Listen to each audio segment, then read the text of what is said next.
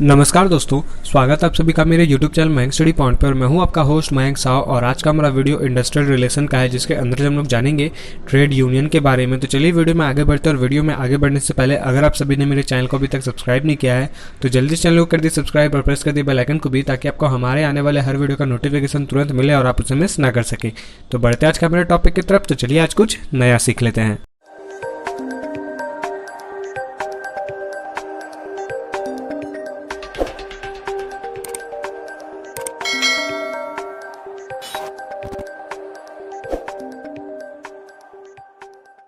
तो दोस्तों, अब हम लोग यहाँ पे बात करेंगे ट्रेड यूनियन के बारे में कि ट्रेड यूनियन होता क्या है, ट्रेड यूनियन का कारण क्या होता है, ये सब सारे कुछ हम लोग जानेंगे।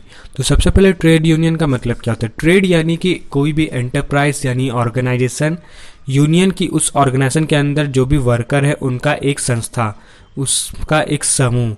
उसमें क्या होता है यूनियन में कि आप सभी वर्कर्स का कोई एक हेड होता है, उस एसोसिएशन में एक हेड होता है, वो आपके सारी बातों को, आपके सारे प्रॉब्लम्स को सुनता है और उस एंटरप्राइज के सीनियर्स को, मैनेजर्स को या फिर एचआर को जाके अपने प्रॉब्लम्स के बारे में बताता है कि मेरे एम्प्लॉयज़ को ये सारे प्रॉब्लम्स है, आप इसे सॉल्यूशन करें। तो ट्रेड यूनियन का बेसिकली कारण होने का यही कारण होता है कि वो लोग अपने जॉब को प्रोटेक्ट करने की कोशिश करते हैं, अपनी बातों को मनवाने की कोशिश करते हैं, या फिर अगर एंटरप्राइज उनके बातों को नहीं मान रहा है तो उनसे वो लड़ाई झगड़ा भी करते हैं। लड़ाई झगड़ा बोलने का मतलब होता है कि वो स्ट्राइक कर देते हैं, घेराव कर देते हैं। आपने बहुत बार सुना होगा न्यूज़ में भी कि आज इस इंडस्ट्री में घेराव हुआ, एम्प्लॉयज़ ने आंदोलन छेड़ दिया, या फिर मूवीज़ में भी देखा होगा कि एम्प्लॉयज़ का एक समूह, जिसको हम लोग यूनियन बोल रहे हैं, वो यूनियन वाला अपने सीनियर से जाके, मैनेजर से जाके झगड़ा कर रहा है कि अपनी बात मनवाने की कोशिश कर रहा है, आंदोलन कर दे रहा है, स्ट्राइक कर दे रहा है, काम नहीं कर रहा है, काम बंद करवा दिया है। तो ये सारे चीज़ होते हैं ट्रेड यूनियन के।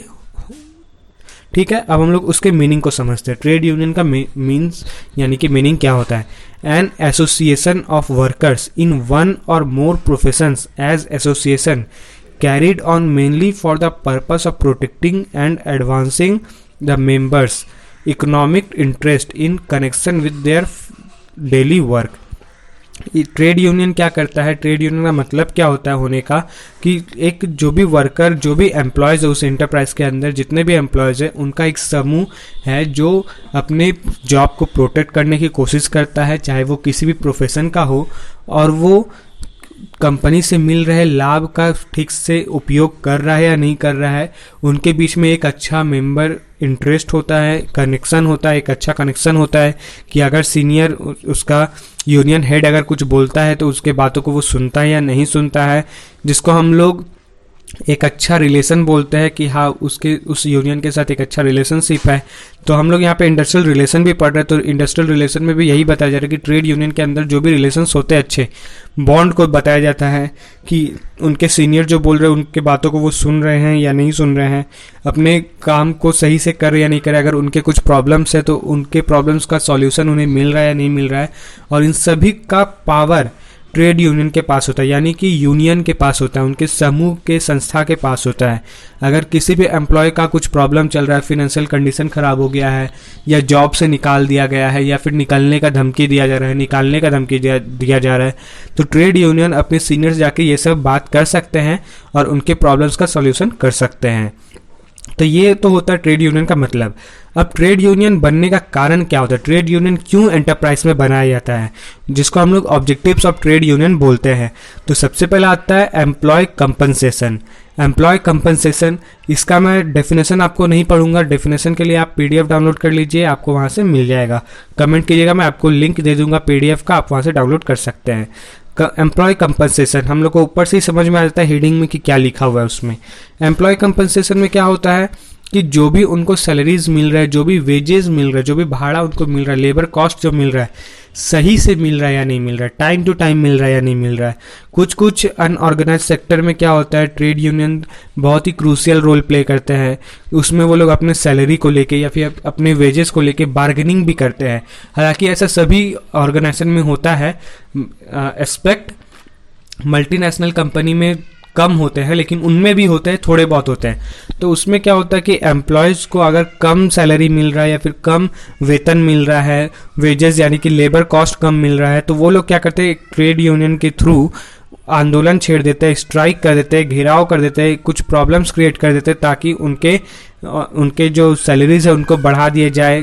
अपने इश्यूज बताते हैं कि मुझे ये क्वार्टर अलाउड नहीं हो रहा है, मेरा घर बहुत दूर है, या मुझे व्हीकल चाहिए। तो कंपनी क्या करता है, उनके सारे प्रॉब्लम्स को सुनने के बाद उनका प्रॉब्लम सॉल्यूशन करने की कोशिश करता है, प्रॉब्लम को सॉल्व करने की कोशिश करता है। अगर किसी का घर दूर है तो बस अलॉट कर देता है कि आप सभी कंपनी के बस से आएंगे और जाएंगे, क्वार्टर दे देता है कि आप मेरे इस क्वार्टर पर रहेंगे कंपनी के। तो ये सब होता है एम्प्लॉय कंपनसेशन, कि उनको सैलरी सही मिल रहा है या नहीं मिल रहा है। और इसमें मेजर अटेंशन होना चाहिए कि हाँ आपका ये सारा चीज़ पॉलिसी जो है ट्रेड यूनियन का पॉलिसी के साथ हो रहा है या नहीं हो रहा है उस एंटरप्राइज में, ठीक है। और ये एंटरप्राइज से डायरेक्ट रिलेट करता है। फिर आता है डिसिप्लिन। डिसिप्लिन से हम लोग को समझ में आता है कि ट्रेड यूनियन को भी एक डिसिप्लिन में रहना चाहिए, रहना पड़ता है कि आपको एक यूनिफॉर्म दे दिया जाता है। हो सकता है एम्प्लॉय का यूनिफॉर्म होता है, उसमें फिर आपका कुछ पॉलिसीज़ होता है कि आप इस टाइम से इस टाइम तक काम करोगे, यानी कि नाइट शिफ्ट करोगे, डे शिफ्ट करोगे, आपको ओवर टाइम का पैसा मिलेगा या नहीं मिलेगा, आपका इंश्योरेंस होगा या नहीं होगा। तो ये सब आता है डिसिप्लिन में कि आप अगर किसी सीनियर से बात भी करें तो आप किस तरीके से बात कर रहे हो, आपका वर्किंग कंडीशन क्या है, आप उसमें और क्या इम्प्रूवमेंट कर सकते हो। तो ये सब होता है डिसिप्लिन, ठीक है। अब हम लोग नेक्स्ट देखते हैं working conditions.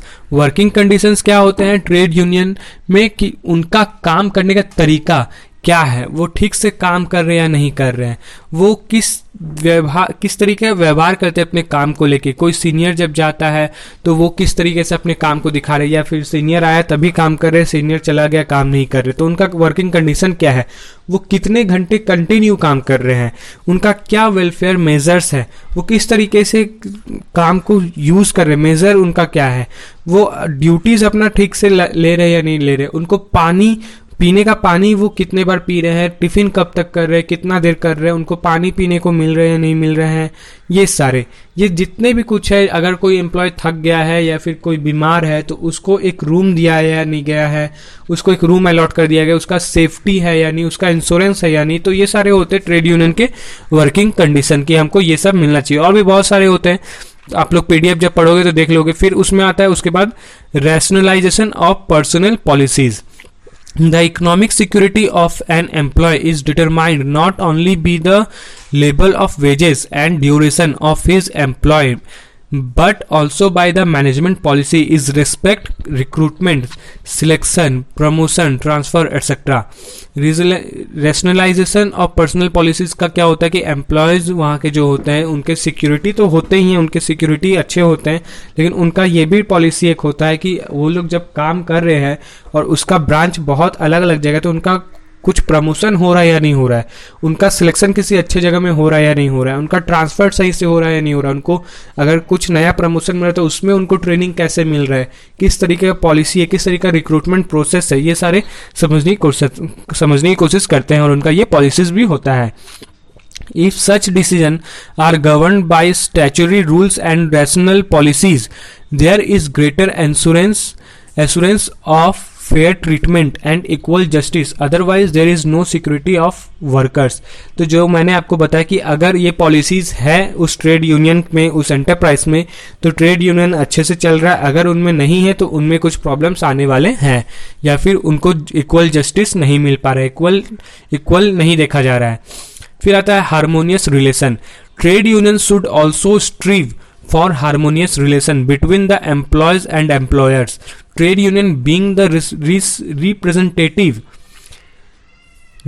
representative of all the workers may carry out continuous negotiation with the management with a view of promote industrial peace.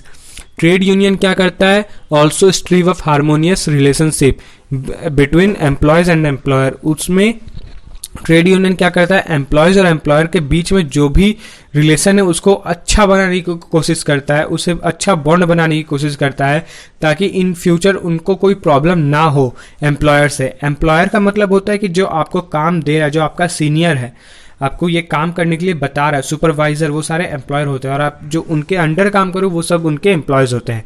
Trade union being an representative of the all workers may carry out continuous negotiation with the management with a few view of promote industrial peace, जिसके कारण trade union जब representative करते हैं, represent करते हैं workers को, तो उनका एक ही चीज होता है कि उनका नेगोशिएशन कंटिन्यूअस रहे, उनका मैनेजमेंट अच्छा रहे, और उस तरीके से देखने पे उनका इंडस्ट्रियल पीस जो है अच्छा प्रमोट होता है कि हाँ इंडस्ट्री में शांति है। पीस यानी कि शांति है, सब कुछ सही से है, सारे पॉलिसीज उनके माने जा रहे हैं, उनके सारे कंडीशंस को माने जा रहे हैं।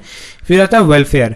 Trade unions are meant for the welfare of workers. Trade union work as a guide, consulting authority and cooperate in overcoming the personal problems of workers. Trade union क्या करते हैं, उनके वर्कर्स के वेलफेयर को समझने की कोशिश करते हैं, देखते हैं। Trade unions work as a guide, और वो एक गाइड के तौर पर काम करते हैं, एक सारे एम्प्लॉय से कंसल्ट करते हैं, कंसल्टिंग करते रहते हैं कि आपका काम कैसा लग रहा है, आपको काम सही से हो रहा है या नहीं हो रहा है, आपके सारे प्रॉब्लम सही है या नहीं, आपको कोई इसमें कुछ प्रॉब्लम तो नहीं हो रहा, कंफर्टेबल हो रहे हो इस काम के लिए।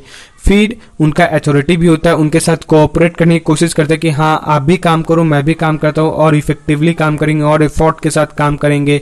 उनका पर्सनल प्रॉब्लम को समझने की कोशिश करते हैं।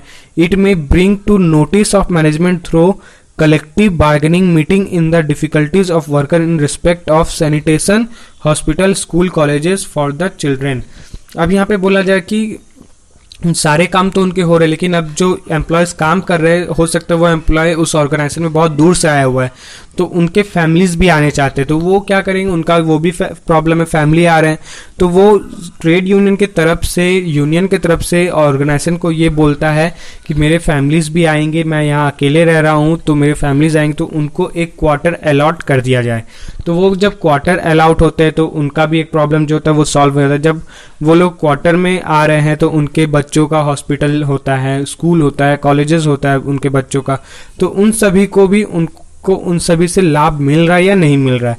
कोई कंपनीज जो है, कोई इंडियन कंपनीज भी जो अपने एम्प्लॉयज को बहुत ध्यान से रखते हैं, बहुत अच्छे से रखते हैं, उनके फैमिलीज का इंश्योरेंस बना कर रखते हैं, उनके बच्चों को स्कूल भेजते हैं, कॉलेज भेजते हैं, हो सकता है वो स्कूल कॉलेज अपने इंडस्ट्री के अंदर ही रखते हों, हॉस्पिटल बनाते हैं, तो वो सारे डिफिकल्टीज को सही, उनके सारे प्रॉब्लम्स को सॉल्व करने की कोशिश में लगे रहते हैं रिस्पेक्टिवली, तो वो होता है वेलफेयर।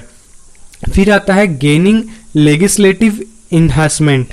क्या होता है ये, to provide legal sanctions to its demands, कि जो भी इनका डिमांड है वो लीगली प्रोवाइड किया जाए, कि हाँ आपका मशीन खराब हो गया तो नया मशीन लेकर आओ, टेक्नोलॉजी नया आया तो टेक्नोलॉजी नया लेकर आओ। The union attempt to get this framed in the form of acts so that they become permanent features of contract between the employers and the workers. For this purpose, the unions may take resource to political action in terms of supporting same political party or forming their own political party। अब यहाँ पे वो लोग क्या करते हैं, उनका लीगलिस्टिव enhancement वो लोग गेन करने की कोशिश करते हैं, उनका जो भी प्रॉब्लम है, जो भी लीगल प्रॉब्लम्स है, उनका डिमांड्स को प्रोवाइड करने की कोशिश करते हैं, अपने डिमांड्स को देते हैं ताकि कंपनी उनके डिमांड्स को प्रोवाइड कर सके, लीगली प्रोवाइड कर सके। जो भी उनका एक्ट हो रहा है, जो भी परमानेंट फीचर है, कॉन्ट्रैक्ट हुआ है उन लोगों के बीच में, एम्प्लॉयज और वर्कर्स के बीच में जो भी कॉन्ट्रैक्ट है, उनको सॉल्व करने की कोशिश करे, उनको सही रखने की कोशिश करे। इन केस की अगर दोनों के बीच में कुछ मिसअंडरस्टैंडिंग्स हो गए हैं, कुछ बातचीत हो गया है, तनाव हो गया, तो वो सारे तनाव को सॉल्व करने की कोशिश करते हैं। फिर the purpose of union make the resource political action. और ट्रेड यूनियन का सबसे बड़ा कारण होता है कि वो लोग पॉलिटिक्स में इन्वॉल्व होना चाहते हैं, क्योंकि वो पॉलिटिक्स में जब इन्वॉल्व होते हैं तो उनके पास पावर आता है, पावरफुल हो जाते हैं, उनके बातों को रखा जाता है, उनके बातों को सही से गौर से सुना जाता है, बहुत ही ज़्यादा इंपॉर्टेंस दिया जाता है, बहुत ही पावरफुल बताया जाता है अगर वो किसी पॉलिटिकल पार्टी के अंदर आ जाते हैं तो। और वो यही चाहते हैं कि कोई भी पॉलिटिकल पार्टी उनके साथ इन्वॉल्व हो जाए। फिर आता है नेगोशिएटिंग मशीनरीज। नेगोशिएटिंग मशीनरीज में क्या होता है, negotiation includes the proposal made by one party and the counter proposal of other party. This process continuous until the parties reaches an agreement. Thus negotiations are based on give and take principles. Trade union being a party of negotiation protects the interest of worker through collective bargaining. Thus, trade union works as the negotiating machinery. Negotiating machinery में क्या होता है कि जो भी उनका proposal हो रहा है पार्टी का कि हाँ मुझे ये इस मशीनरी का सामान चाहिए, इस पार्टी का ये डिमांड है कि मुझे अच्छे मशीनरी का प्रोडक्ट चाहिए, ख़राब मशीनरी का प्रोडक्ट नहीं चाहिए, या फिर मुझे एक अच्छा टेक्नोलॉजी का प्रोडक्ट चाहिए जो अच्छा बाद में काम कर सके। तो उनका पार्टी का एक एग्रीमेंट होता है, तो उन एग्रीमेंट के प्रोसेस को कंटिन्यू करने में हेल्प आता है। फिर based on give and take, और ये इनका एक ही प्रिंसिपल होता है कि जो एक हाथ दो एक हाथ लो, ये उनका एक प्रिंसिपल होता है। Trade union being a party of negotiation protects the interest of work through collective bargaining. जो भी कलेक्टिव बार्गेनिंग है उनके इंटरेस्ट को प्रोटेक्ट करने की कोशिश करता है नेगोशिएशन को, और ट्रेड यूनियन जो है नेगोशिएशन मशीनरी के थ्रू काम करता है। तो सेफ गार्ड अब हम लोग समझते हैं सेफ गार्ड ऑर्गेनाइजेशनल हेल्थ में क्या होता है। Safeguard organizational health and interest of industry. Organizational health can be diagnosed by method involved for grievance redressal and techniques adapted to reduce the rate of absenteeism and labor turnover and to improve the employee relation. Trade union by their effective working may achieve employee satisfaction. यहाँ पे क्या होता है, organisational health का safe guarding किया जाता है industry के अंदर क्या इंटरेस्ट है वो देखा जाता है।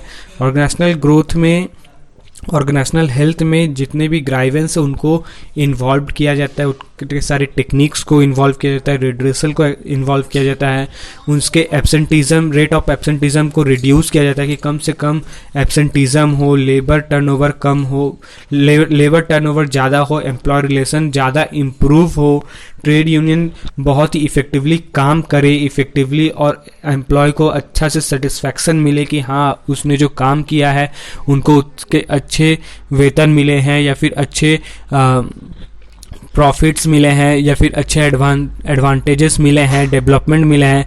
फिर आता है रिकॉग्निजिंग and participation. Another object is that the union seek to achieve its winning recognition for workers that they are equal partner with management in task of production. The union try to secure for workers as a say in the management and industrial democracy, thereby bringing about a new social order. यहाँ पे क्या होता है recognition और participation में कि कोई भी जो भी ऑर्गेनाइजेशन के अंदर कभी कभी कुछ ओकेशन बनाए जाते हैं, कुछ इवेंट्स किए जाते हैं जिसमें क्या होता है सारे कुछ ऐसे इवेंट्स, कुछ ऐसे टास्क बनाए जाते हैं कि जिसमें सारे एम्प्लॉयज़ को एक अच्छा प्रोडक्शन दिखाना होता है, कंपनी का इक्वली पार्टनर जैसा काम करना पड़ता है, और उन सारे रिकॉग्निशन को, उन सारे टास्क को अचीव करना पड़ता है यूनियन 6 के थ्रू। यूनियन 6 थ्रू होता है, प्रोडक्शन जल्दी किया जाता है, प्रोडक्शन ज़्यादा किया जाता है, जिसके कारण उनका जो पार्टिसिपेशन है और भी अच्छा रिकॉग्नाइज हो जाए, डेमोक्रेसी उनका अच्छा हो, मैनेजमेंट और इंडस्ट्रियल डेमोक्रेसी में इम्प्रूवमेंट देखने को मिलता है, सोशल ऑर्डर नया देखने को मिलता है। वर्कर्स से in the management and industrial democracy theory bringing about a new social order. तो यही सब हम लोग देखने को मिलता है। फिर आता है मिसलेनियस सर्विसेज। मिसलेनियस सर्विसेज में क्या आता है, modern trade unions also engage in providing educational and medical other facilities for the development and welfare of their members if they have sufficient funds at their disposal. तो यहाँ पे जैसे कि मैंने आपको स्टार्टिंग में बताया था कि ट्रेड यूनियन के पॉलिसीज़ में क्या क्या होते हैं, तो उनका उसमें होता है एक और कंडीशन होता है कि जो भी एम्प्लॉयज़ के अंदर काम कर रहे हैं, अगर इंडस्ट्री का फंड सफिशेंट है, अगर अच्छा है, तो वो अपने एम्प्लॉयज़ को कुछ फैसिलिटीज़ भी दे दे, कुछ डेवलपमेंट करने का या फिर कुछ एजुकेशन अपना आगे बढ़ाने का। बहुत बार हम लोग अपने फैमिली मेम्बर में जो भैया बहन लोग, भैया दीदी लोग काम करने जाते थे, तो उनमें से कई बार सुनने में आता है कि हमको कंपनी से ऑफ़र मिल रहा है कि आगे पढ़ाई करें, PhD कर ले या फिर MBA कर ले या फिर M.Tech कर ले, B.Tech कर ले, आपको ऑफर दिया जा रहा है। तो वहाँ पे क्या हो रहा है, आपको एजुकेशन को और प्रोवाइड किया जा रहा है कि और भी अच्छा आप करें, आपको मेडिकल फैसिलिटीज़ दिया जा रहा है, इंश्योरेंस बना दिया जा रहा है। तो ये सारा होता है मिसलेनियस सर्विसेज जो ट्रेड यूनियन में आपका कंडीशन होता है। ठीक है। अब हम लोग पढ़ेंगे यहाँ पे importance of characteristics of trade union. तो ऑब्जेक्टिव्स तो हम लोगों ने पढ़ लिया कि कारण क्या क्या होते हैं। अब हम लोग एसोसिएशन इंपॉर्टेंस समझते हैं कि ट्रेड यूनियन का कैरेक्टरिस्टिक्स क्या है जो एकदम इंपॉर्टेंट होता है ट्रेड यूनियन में। पहला होता है एसोसिएशन, की एक संस्था का होना बहुत जरूरी है जिसके अंदर सारे एम्प्लॉयज मिलजुल के रहें। वॉलेंटरी, कि उन सभी को एक अच्छे से चलाने वाला एक लीडर होना चाहिए, उन सारे समुदाय को, उन सारे संस्था को अच्छे से चलाने के लिए एक अच्छा लीडर होना चाहिए। परमानेंट, की हाँ उस ट्रेड यूनियन जो है उसमें परमानेंट होना चाहिए सब कुछ। आपका जो पॉलिसी है जो लॉन्ग टर्म के लिए होना चाहिए वो लॉन्ग टर्म पॉलिसी होना चाहिए, या फिर लीडर जो है वो लॉन्ग टर्म के लिए होना चाहिए। जैसे कि बहुत सारी इंडस्ट्री में उसमें भी इलेक्शन टाइप के होते हैं, वोट्स होते हैं कि आज ये अभी ये पार्टी वाला यूनियन था तो ये अच्छा नहीं किया, अब दूसरा पार्टी को भी एक बार मौका दें, तो ये सब भी होता है।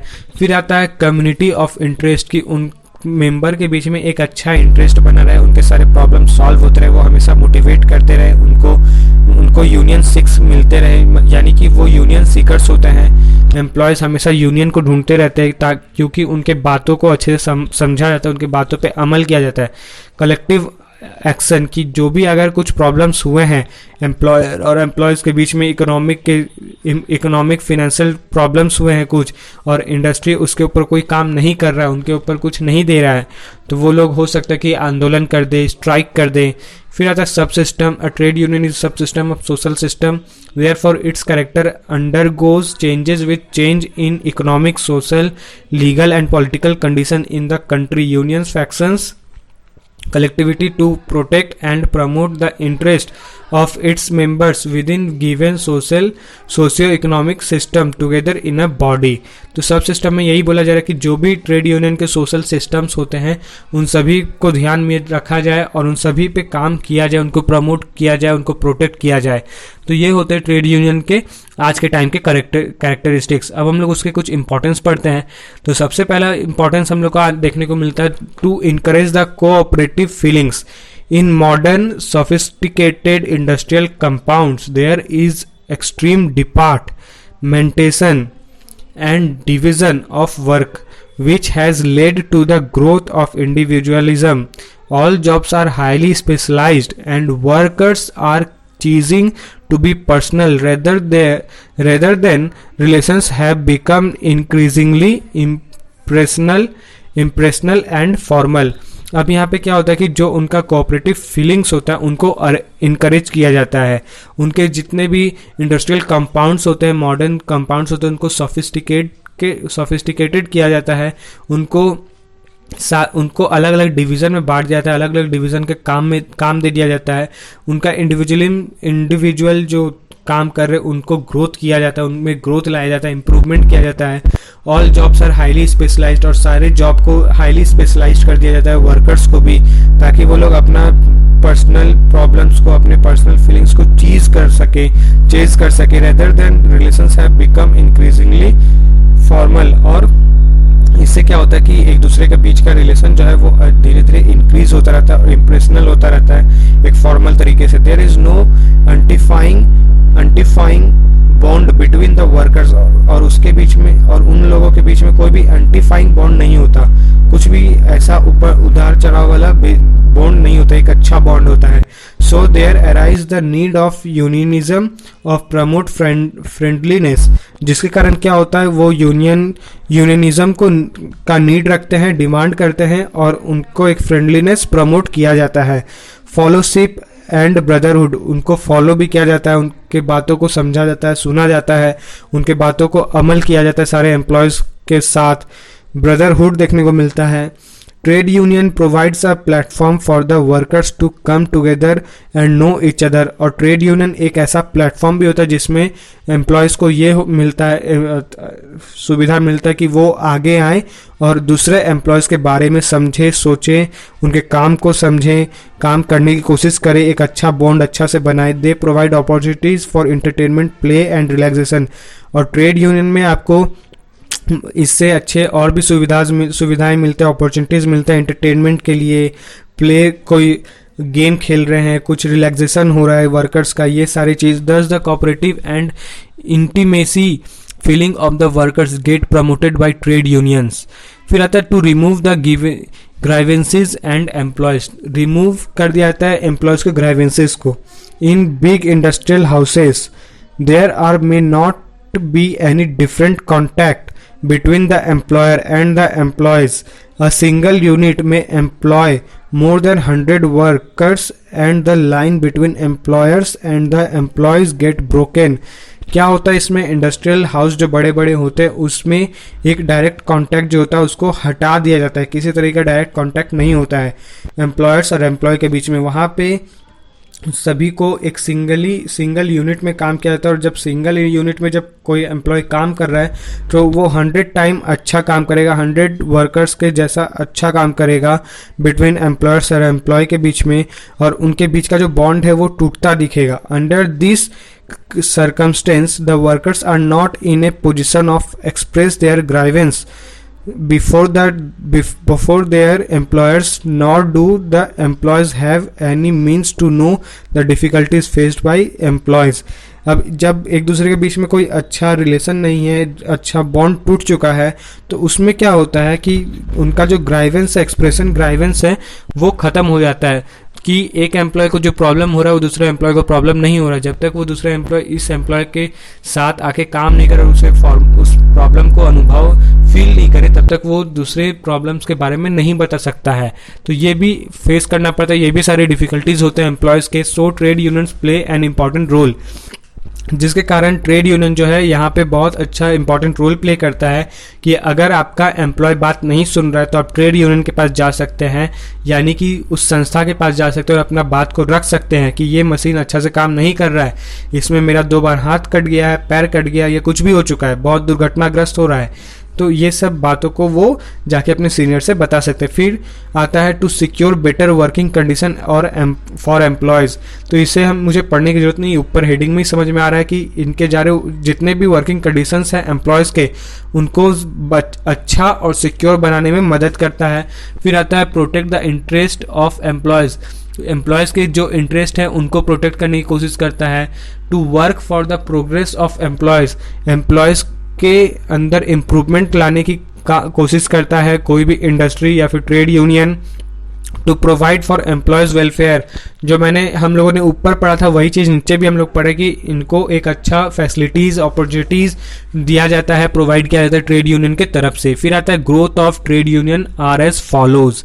वीडियो का ये लास्ट पॉइंट है but not the least point है। नेक्स्ट वीडियो में हम लोग और भी ट्रेड यूनियंस के बारे में जानेंगे, तो आज हम लोग यहाँ तक ही पढ़ेंगे। Growth factors of trade union are as follows. Lack of unity and awareness among workers. Yes, lack of unity होता है, जो भी ट्रेड यूनियन के अंदर होते हैं उसमें अवेयरनेस रहते हैं। फिर small size of trade union, trade union का साइज छोटा होता है, अलग अलग ग्रुप होता है सबका। मल्टीसिप्लिटी ऑफ ट्रेड यूनियंस, और जब अलग अलग हो रहा है तो उसमें बहुत ज़्यादा ट्रेड यूनियन बढ़ेंगे, मल्टीपल होते जाएंगे। फिर इम्पैक्ट ऑफ आउटसाइड लीडरशिप, दूसरा बाहरी लीडरशिप को का इम्पैक्ट पड़ता है। लैक ऑफ एप्रोप्रिएट लीडर्स, यहाँ पे लीडर्स भी बहुत ज़्यादा हो जाते हैं, बहुत सारे हो जाते हैं। फिर politicization of trade unions, trade unions politicization ढूंढते हैं कि पॉलिटिक्स में वो आए या फिर पॉलिटिक्स उसके साथ इन्वॉल्व हो। Lack of education among worker के बीच में एजुकेशन का बहुत डिमांड होता है कि अगर जो अच्छा पढ़ा लिखा है, जो ज़्यादा जानता है। फिर मेजोरिटी कैरेक्टर ऑफ लेबर, कि कैरेक्टर लेबर का क्या है, उसका मेजोरिटी कैरेक्टर क्या है, वो किस तरीके से बात करता है। फिर intra union and inter union revelry, फिर इंट्रा यूनियन और इंटर यूनियन में क्या अंतर होता है, ये सारी चीज़ हम लोग आगे पढ़ेंगे। Poor financial position, lack of democratization in the functioning of trade unions, feeling of caste, religion, region, language and so on. Employees are also responsible for lack of sound development and trade unions of India. तो ये सारे growth होते हैं, ये सारे trade union के growth है कि ये सभी चीज़ों से ट्रेड यूनियन और भी ज़्यादा इंप्रूव होता है, ग्रोथ होता है, डेवलप होता है। तो दोस्तों आज के लिए बस इतना ही। उम्मीद करता हूँ कि आप सभी को मेरा वीडियो पसंद आया होगा। तो जाते जाते वीडियो को लाइक करें, और अगर आप चैनल पर न्यू हैं तो चैनल को सब्सक्राइब करें और प्रेस करें बेल आइकन को भी, ताकि आपको हमारे आने वाले हर वीडियो का नोटिफिकेशन तुरंत मिले और आप उसे मिस ना कर सकें। तो मिलते हैं हमारे अगले वीडियो पर, तब तक के लिए जुड़े रहें माइंड स्टडी पॉइंट के साथ वीडियो को पूरा देखने का आपका बहुत बहुत शुक्रिया। मिलते हैं हमारे अगले वीडियो पे।